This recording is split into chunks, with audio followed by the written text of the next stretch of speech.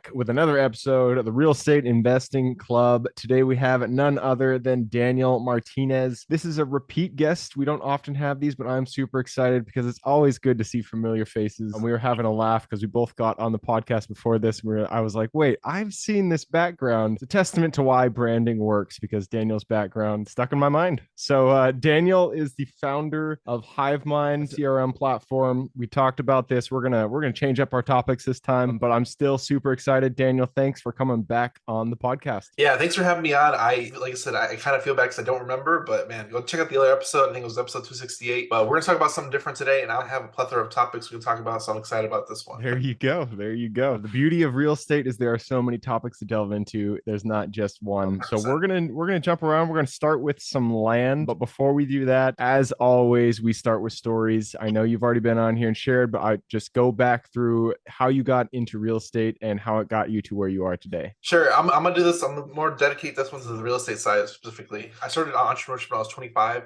I had my CDL, so I actually started a trucking company. So I'm like, let's use something I already have and go down that path. Started a trucking company, ended up getting up to 5 trucks. We did like $550,000 in revenue in 2 years. That didn't really work out in my favor, so I pivoted into real estate at that time. I was transitioning into real estate. My first deal was a vacant lot in Florida. Never seen it to this day. I made about $6,000. That's kind of how I ended up in the land space, and I've kind of been doing land ever since then. Land is my niche. I love it, and it's been life changing for me. I think it's a lot less competition. I always talk about this because I like land because it doesn't cash flow. There's no tenants, and I don't have to do showings. People just go and see it. I like it, man. I like it. I didn't realize you said you 550,000 in 2 years. You did with 5 trucks, and so Yeah, that's about 250,000 a year just with 5 trucks. I had no idea that renting out trucks could be so lucrative. it's okay. So for everybody that wants to get into trucking, it can be lucrative, but the problem is there's so much regulation that everybody's in your pockets. So Mm, yes, I generated $550,000, but I also spent 650. So by the end of the 2 years, I lost $100,000. wow, that's crazy. Regulations being like all the different licenses, like your CDL and all that stuff. Licensing, tolls. Oh, tolls, yeah. I always equate this to that in trucking, the stars have to line for you to get paid. You have to have a driver. You have to have a driver that qualifies. You have to have a driver that passes drug screen. But you have to get a load. You have to pick up that load and it's available. You have to drive that load. All the cars and traffic in between that load to when you deliver. When you deliver, they have to be there to unload you. Gotcha. There's just too many variables, and every single one of those has to align for you to get paid. And Interesting. there's like half I spent like over $200,000 in fuel. Like out Wow. of the 550, 200 of that went straight to diesel. Jesus, and that So was like before the fuel cost of today, which is like $5 a gallon for that's unleaded. We're not talking about diesel there. So there's too many high expenses that just dig into your profit margin, and then accidents, tolls, insurance, like it was crazy.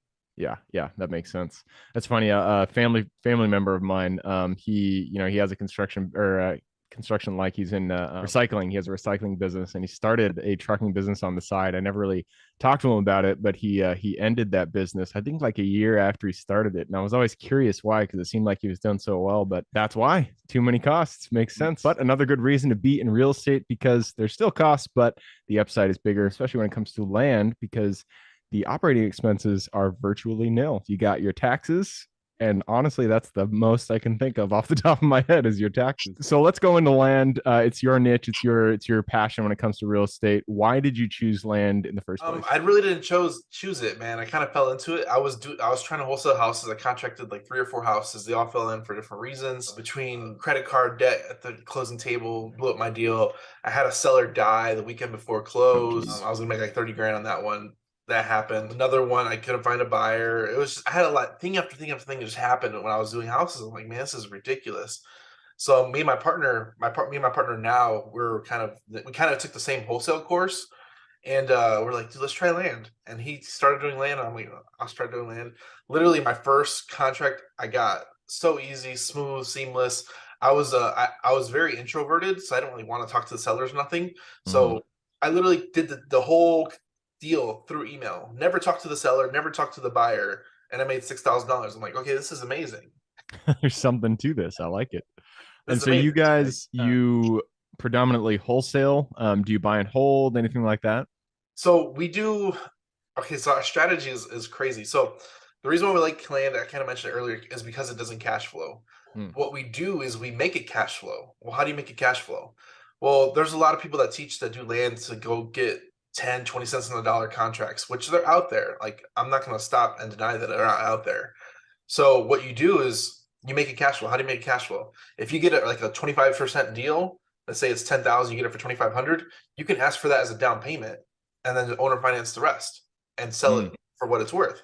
So that's how we create cash flow with land. We kind of fell into our niche with larger properties because you can create larger spreads in cash flow. So now that's what our niche is. We try and a deal we did early on was it was like a $35,000 lot. Seller wanted 15, which is already at 50% on the dollar. We'll give you 8. We want it for a quarter. And he's like, no. Came back 90 days later. He agreed for 8. We sold it on marketplace in a week for 8 down, 500 a month for 5 years. That's not bad. So that's creating cash flow, like equivalent to a rental with land. Yep. So now you're buying the deal and then seller financing it on the open market. Gotcha. So that's our whole strategy. So last year we actually bought 107 acres. Same idea. We subdivided it into 10 lots. Seller financed it and cash purchases, and we ended up making 200K in cash, 200K in notes. We've done multiple deals over 6 figures. We just closed a deal last month that paid us 80 grand. Like all our deals are like higher end deals just because we're making like huge spreads on these deals. So now we're targeting like 50 acres or more, $1 million deals. Like I'm literally working on a deal right now in Florida. It's 9 acres. Seller wants 325. It's worth 600. We're probably gonna make like 100, 150 on it. Wow. So you mentioned one thing in there, subdividing. That is one, I've had a number of people on the podcast who dabble in land, and that's one of the things that it seems like there's quite the value add there to buy a land that is one contiguous parcel and then do the legwork, go in there, subdivide it, and sell them off individually. So when you do, I mean, it sounds like this is part of your tool belt there. What is this process? How much of a headache is it to get it subdivided? How do you actually go about doing this?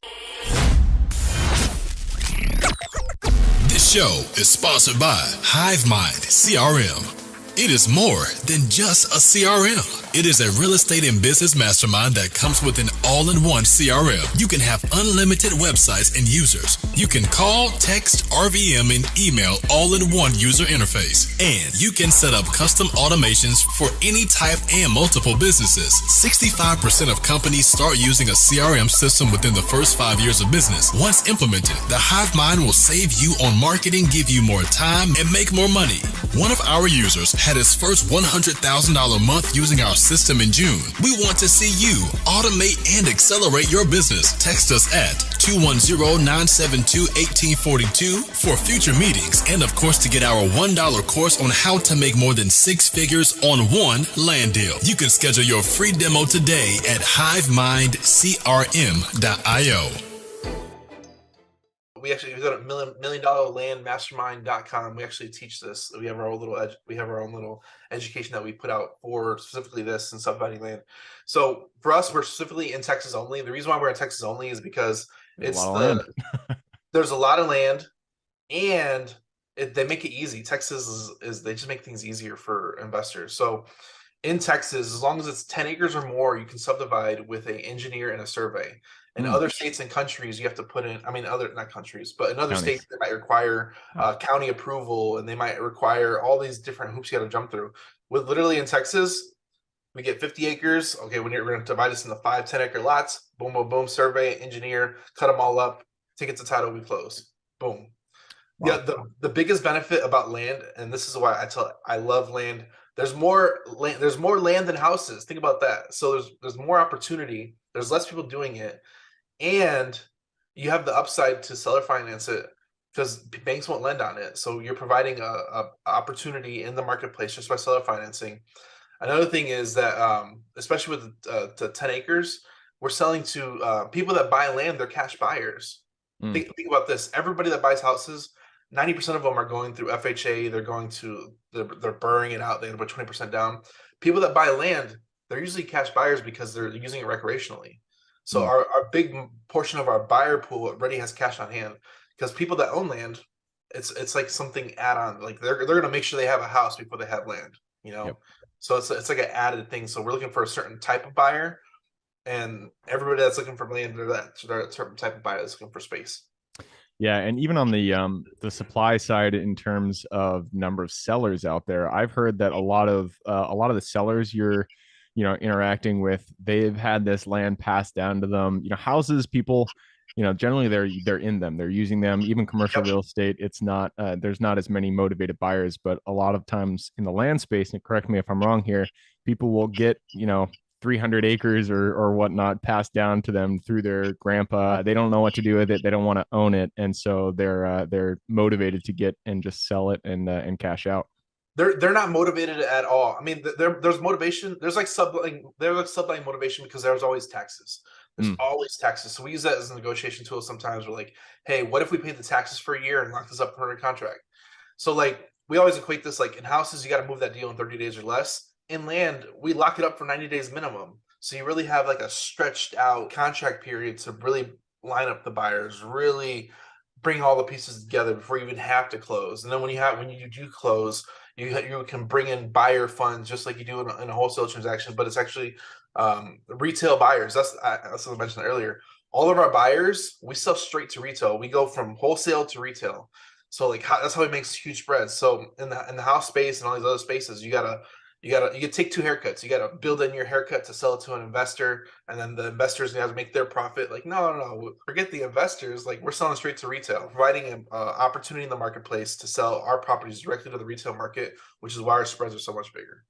Makes sense. Quickly going back to subdividing, how small do you generally subdivide properties into? I know here in, I live in Tacoma, Washington, and lots can be as small as like 10,000 square feet. It's like really, really small lots. And so actually that's kind of small. It's probably bigger than that, but generally they can be pretty small, a quarter of an acre, something like that. Generally, what are you looking for when you're trying to subdivide the lot? Generally, when we're looking to subdivide, we're looking for something 50 acres or more. And the reason why we're 50 acres or more is because we're looking for that 10 acre or more window. So let's say it's 60 acres, 65 acres. We can subdivide that into 11 acre lots or 10 and a half acre lots. And that's the parameter for Texas. So we don't put in any roads. We're not putting in any utilities. We're not doing none of that. We're just literally, it's really awesome because it's just like wholesale. You add paperwork to it and now it's more expensive. Yeah. Yep, that makes sense. So another strategy that I've heard with land is, you buy it, you don't get any income from it until you sell it as a note or you sell it for cash or whatever. But some people are trying to cash flow their land by renting it out on the equivalent of Airbnb for camping. I don't know what it is. I can't remember what it is. Is that something you guys do? Is that a strategy that you've kind of looked into? For us, generally, our exit strategy is cash or seller finance. We're flipping all these properties. We're not holding on to anything. If anything, we're building in we're working a deal right now. We're trying to keep some acres on property. We've gotten some cows with property that we bought. Texas, you can get rights, mineral rights. Oh, right. Yeah. Mineral rights. So there's a whole strategy with that. Like every deal you do in Texas, just scrape the mineral rights. If it comes with it, just don't convey it when you sell. Makes sense. Keep mineral rights forever. Land is its own niche. There's all these different sub niches. I have clients that do infill lots in Florida, and then we do 50 acres or more. And there's like people that do entitlements where they'll come in and add paperwork to build multifamily on it, and then they'll sell it to a developer because they don't have to do any paperwork. So there's different sub niches in even triple net leases for commercial buildings. There's all these different subsets of land, but land is so vast, and I think it's, in my opinion, it is the easiest niche, and we're creating as much cash flow.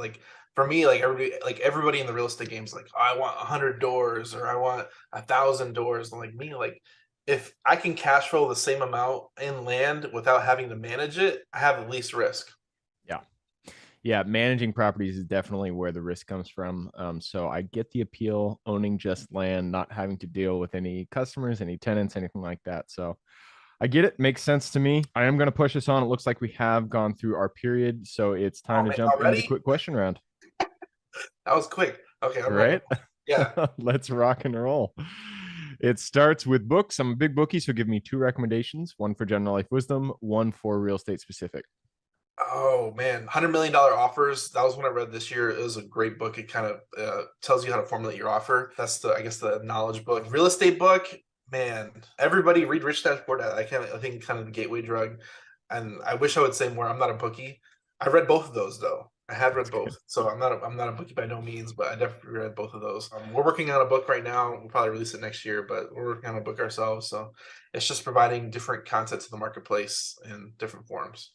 Cool. I love it. $100 million offers. That's from the Alex guy, right? Alex Hermosi or whatever. Hermosi, yep. Yep. There we go.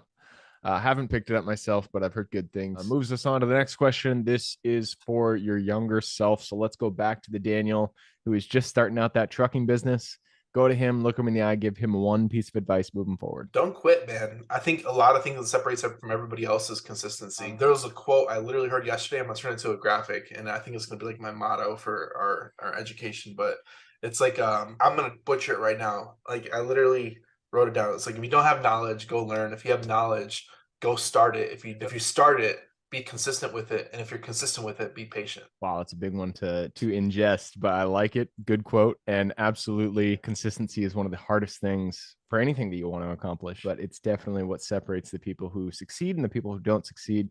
It's not some special talent. It's because they did not give up. So I love that. Love that piece of advice. That moves us on to the next one. This is your Superman strength. All of us are gifted with strengths that we uniquely give this world. So what is your Superman strength? I would say my Superman strength is I was laughing with this my partner too, because like there's like technological people that get really stuck into the weeds with technology, and there's people that don't know anything about it. I think I'm like right in the middle where I'm like, I understand it and I understand the power of it, but I'm not going to get lost in the weeds. That's good.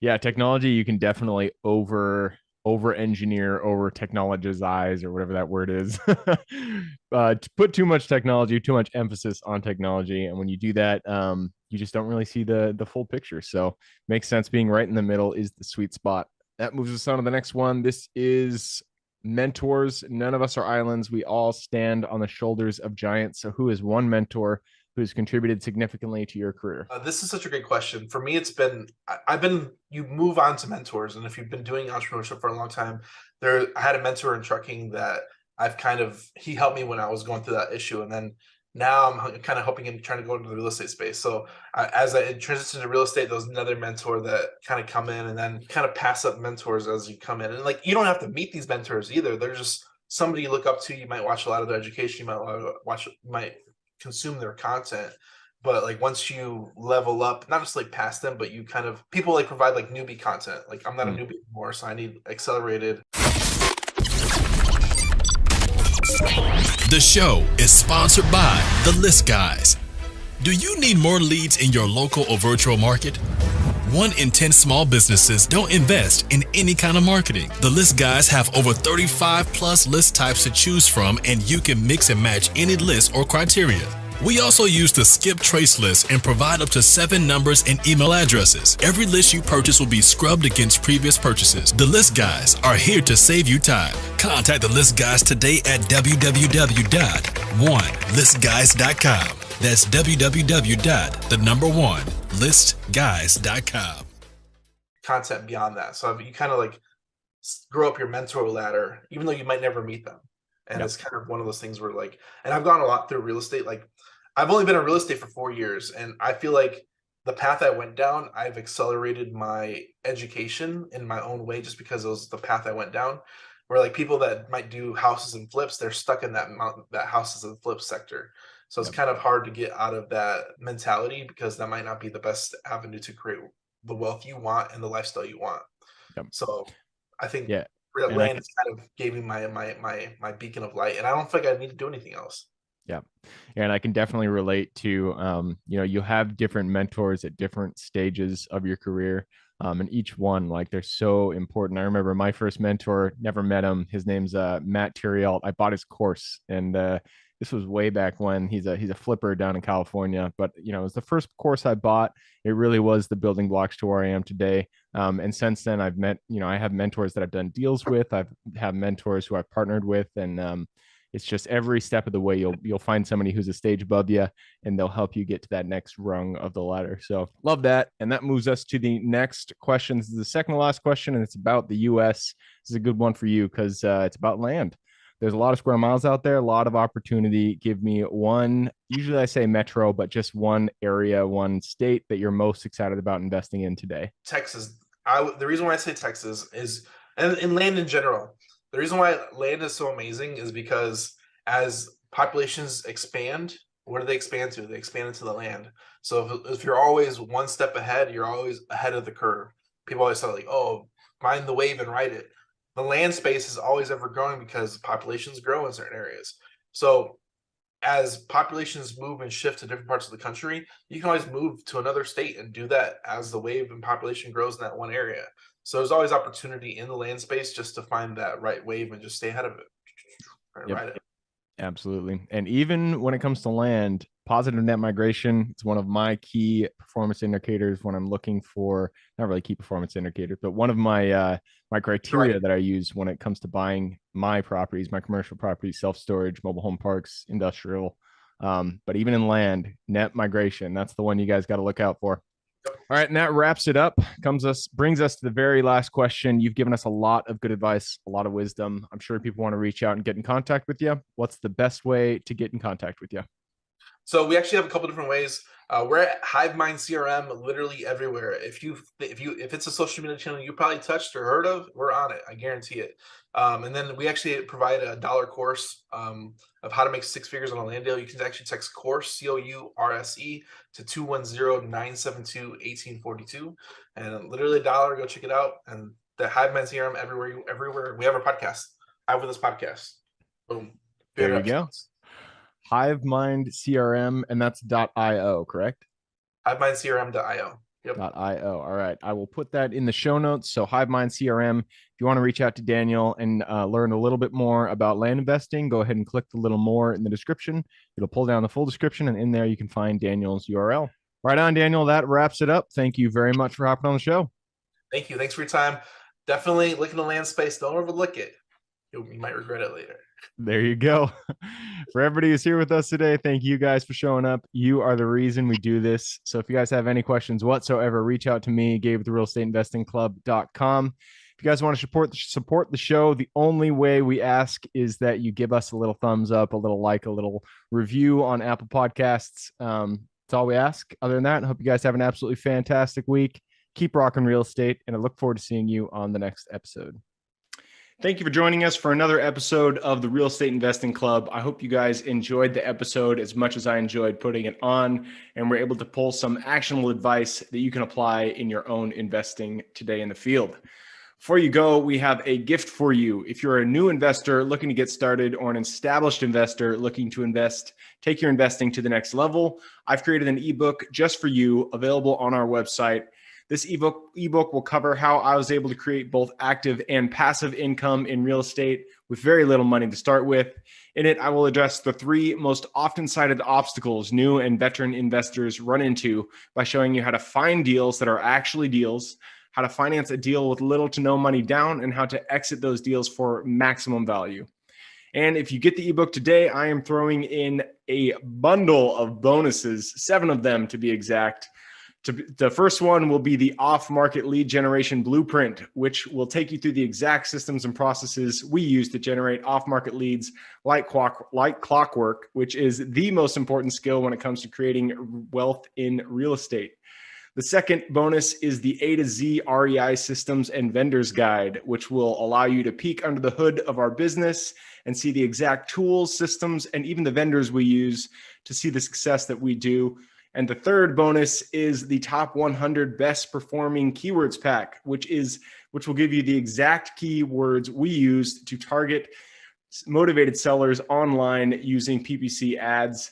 The fourth bonus is our contracts bundle for wholesaling and renting real estate, which will give you access to all the contracts we use in the field to execute all different types of transactions. After that is the investors quick analysis calculator and offer tool, which will allow you to quickly calculate whether a deal is an actual deal and will allow you to create an offer automatically from those calculations. This is a lot of bonuses that I said. I'm just going to keep going down the list.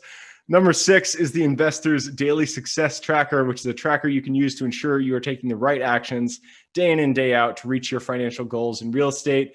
And the last bonus is the Wholesaler's Template for quick assignment cash, which will give you the templates we use to present our wholesale deals professionally and efficiently to our buyers. Whew, that is a bundle. So it's a mouthful. You get all of those bonuses for free when you download the ebook. All we charge is the admin cost to run the show. So if you're interested in the ebook and the bonus bundle, head on over to the website at therealestateinvestingclub.com. Click on Get the Ebook Bundle at the top of the page to take advantage of that deal. And with that said, I hope you have a fantastic day and even better week. Keep rocking real estate, and I look forward to seeing you on the next episode. Thanks for watching this YouTube video. We hope you found value. Please like, subscribe, and hit the bell. Watch more videos just like this one.